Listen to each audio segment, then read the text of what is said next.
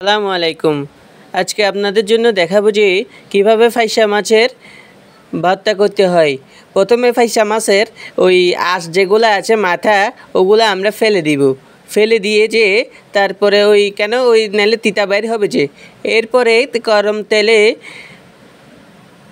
গরম কড়াইয়ে তেল দিব আর কি। তারপরে পেঁয়াজের কুচি, তারপরে হচ্ছে রসুনের কুচি আমরা আস্তে আস্তে আস্তে দিয়ে ভালো করে লাল করে ভেজে নিব। হ্যাঁ, বারবার নাড়াচাড়া করে ভেজে নিব যে। তারপরে সুন্দর করে নাড়াচাড়া দিয়ে ভেজে নেওয়ার পরে খুব দ্রুত ভাজতে হবে, কিন্তু দেখেন আঁচ কিন্তু একটু আস্তে দিতে হবে। হ্যাঁ, ভেজে নিব।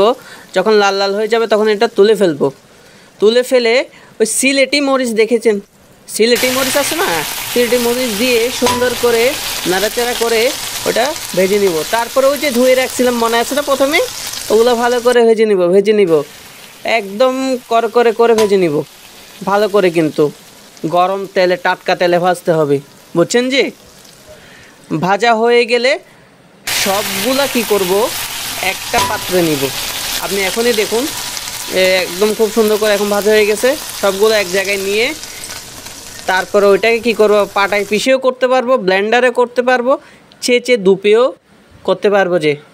তারপরে খুব সুন্দর হয়ে গেছে ফাইসা মাছের শুটকি ভর্তা। ব্লেন্ড করে করেছি। কেমন লেগেছে? অবশ্যই অনেক মজা। লবণ কিন্তু দিতে ভুলবেন না।